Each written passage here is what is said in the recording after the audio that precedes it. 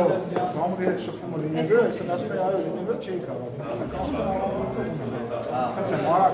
Պարոն Սիմոնյան, առաջին այս անգամ ես տամ։ Այդ օրինագիծը, որը ստացել է այս անվանումը, թե գումարով զինծառայությունից ազատվելու, ինչու հետ դառավ, արդյոք հանրային, ինչու հետաձգեցիք, արդյոք հանրային արձագանքը նշանակություն ունեցավ բացասական։ Հանրային արձագանքը միշտ նշանակություն ունի, քննարկումները շարունակվում են, կարծում եմ, որ օրենքը որոշ փոփոխությունների միգուցե կարիք կարող է ունենալ, բայց անհրաժեշտություն է Հայաստանի Հանրապետության անվտանգությունը ապահովելու համար։ Եվ այդ քննարկումները շարունակվում են։ Ես կարծում եմ, որ վերջնանպատակը մեր երկրի համար պետք է լինի լիակատար պրոֆեսիոնալ բանակը, որտեղ որ կծառայեն մարդիկ, ովքեր որ դրանք վերաբերվեն որպես մասնագիտություն ամենայն պատասխանատվությամբ եւ այն իրավիճակը, որը մեր երկրում եղել է, կա արդեն տասնամյակներ շարունակ, պետք է ինչ-որ ձևով սկսել կարգավորել։ Այսինքն այդ նախագիծը ինչպես է նպաստելու, որ պրոֆեսիոնալ։ Ես հիմա նախագծի քննարկում աղքատների բանակ եք ստեղծում։ Ես հիմա նախագծի չեմ բանա, ես աղքատ չեմ եղել, բայց ես բանակ գնացել եմ։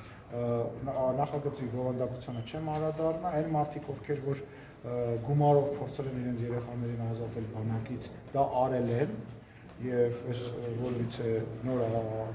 որակում տալու որից է կարիք չկա, դրա դեմ պայքարը նույնպես տարվում է եւ տարվելու է, բայց ասում նախագիծը ունի հարցեր, որոնք պետք է քննարկվեն եւ դա քննարկվում։ Բայց ավելի ճիշտ չի լինի հենց այդ ուղղությամբ տանել, հա, շարունակական աշխատանքներ այդ 4 հողով հնարավորություն չլինի ազատել իրավապահ համակարգ ավելի։ Ասում անկախության ստեղծման օրից սկսած այդ փորձերը բոլոր իշխանությունները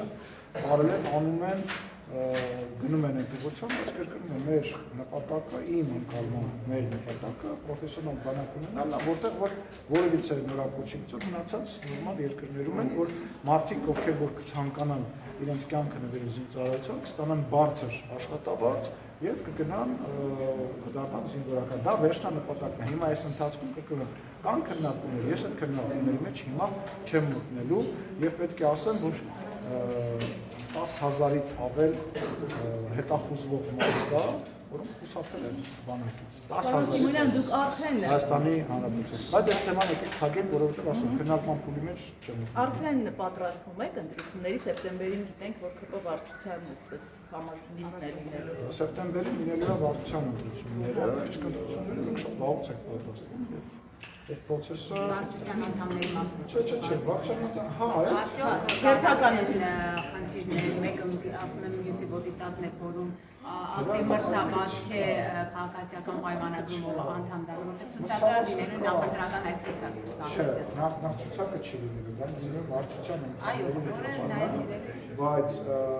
այդ մրցավազքը դեռ չի սկսվել աշտոնապես, գործընկերները ակտիվ են, եղել է ավելի շատ են ակտիվանալ ներկուսակցական հանդիպումներ են նորմալ է։ Հին դեմքերով եք ներգրավելու։ Ես կարող վստահ եմ, որ շատ նոր մարդիկ լինեն, ինչպես նաև պետք է չգիտեմ, իրավունք ունեմ ասել, թե չունեմ ասելու, բայց կասեմ իրավունք ինչ լինի։ Մենք նաև կանանց կոտան ենք մեծացրել եւ կանանց ներգրավվածությունը պետք է շատ ավելի շատ լինի վարչության անդամների քանակի մեջ, հա,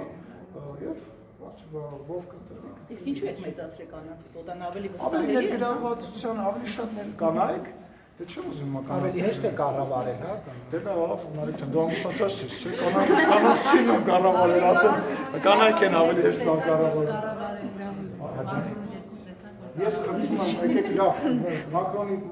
ինքը համաշխարհային ղեկավարը մակարդակի մեծ առաջնորդը եւ իր անձնական կյանքը դա իրանց գործն է, դա իրանց անձնական կյանք որևիցե մեկի մոտ չի պետք չի։ Բայց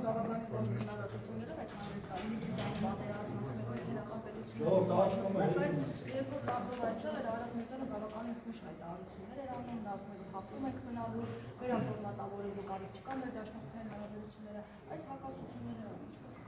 Ես նախ Արարատ Միրզոյանը արտաքին գործերի նախարարն է եւ ես քաղաքական ամենամեծ մարմնի ներկայացուցիչն եմ։ Պարոն Միրզոյանը ասում է այն ինչ որ գործում է ճիշտ, իսկ իրավունք հապկի մեջ մնալու մասին ես անկեղծ ասած նման չեմ լսել։ Վստահ եմ, որ պարոն Միրզոյանը նման ասած չի։ Սառեցվածո, այո, սառեցվածո։ Ինչպես իջով Ես իրեն չեմ հանդիպել, ես չեմ կարող ասել, մինչև այս պահը չեմ հանդիպել, չեմ խոսել, բայց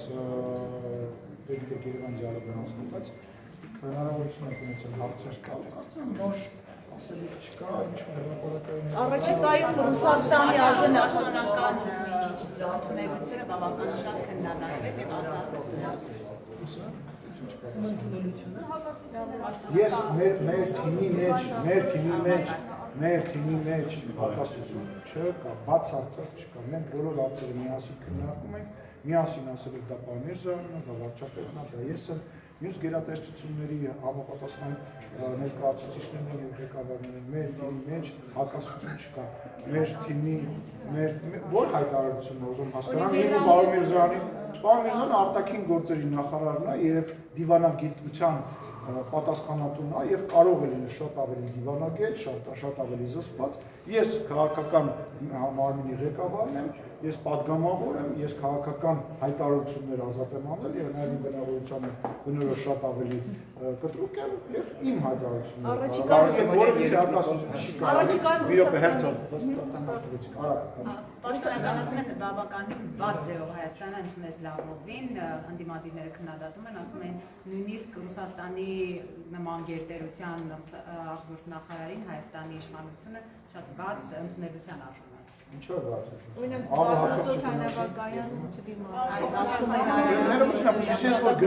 Ես որ գնում եմ որպես պարլամենտական երկրի ղեկավար, որ ես գնում եմ որևիցե եվրոպական երկիր կամ Ռուսաստան, ինձ ով է գալիս դիմավորում, այտենց գալիս է միշտ պրոտոկոլով հետևյալն է, որ բացառիկ դեպքեր լինում են, իհարկե, ես էլ եմ բացառիկ դեպքերին նման բան արել ու անելու եմ, բայց պրոտոկոլը հետևյալն է, որ դիմավորումը, օրինակ, ազգային ժողովի նախագահային դիմավորումը փոխոսնակներից որևիցե մեկը, նույնիսկ կարող է բարեկամական խմբի ղեկավար։ Այո, անպայման դիմավորում, ես իրան անձամբ խոսք եմ տվել, երբ որ ինքը տենց